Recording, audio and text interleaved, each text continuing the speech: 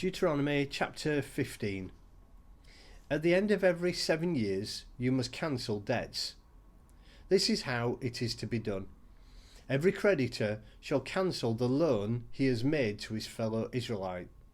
He shall not require payment from his fellow Israelite or brother, because the Lord's time for cancelling debts has been proclaimed. You may require payment from a foreigner, but you must cancel any debt your brother owes you. However, there should be no poor among you, for in the land the Lord your God is giving you to possess as your inheritance, he will richly bless you. If only you fully obey the Lord your God and are careful to follow all these commands I am giving you today. For the Lord your God will bless you as he has promised, and you will lend to many nations, but will borrow from none. You will rule over many nations, but none will rule over you. If there is a poor man among your brothers in any of the towns of the land the Lord your God is giving you, do not be hard-hearted or tight-fisted toward your poor brother. Rather, be open-handed and freely lend him whatever he needs. Be careful not to harbour this wicked thought.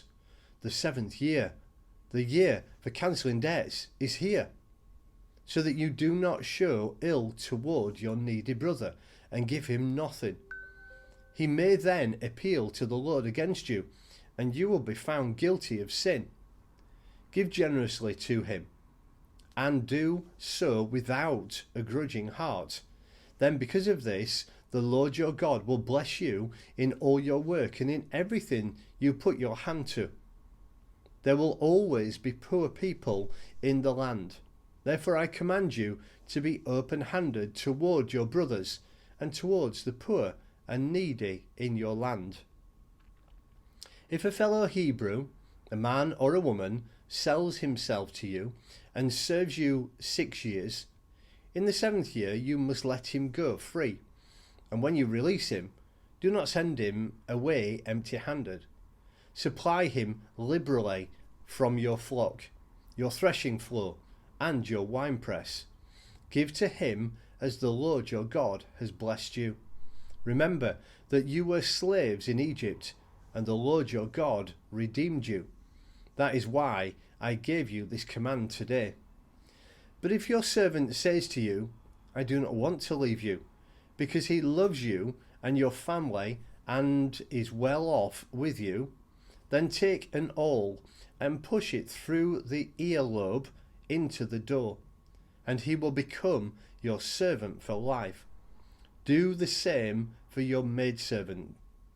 Do not consider it a hardship to set your servant free, because his service to you these 6 years have been worth twice as much as that of a hired hand, and the Lord your God will bless you in everything you do.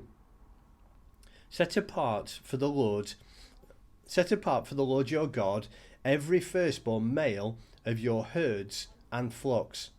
Do not put the firstborn of your oxen to work, and do not shear the firstborn of your sheep. Each year you and your family are to eat them in the presence of the Lord your God at the place he will choose. If an animal has a defect, is lame or blind, or has any serious flaw, you must not sacrifice it to the Lord your God.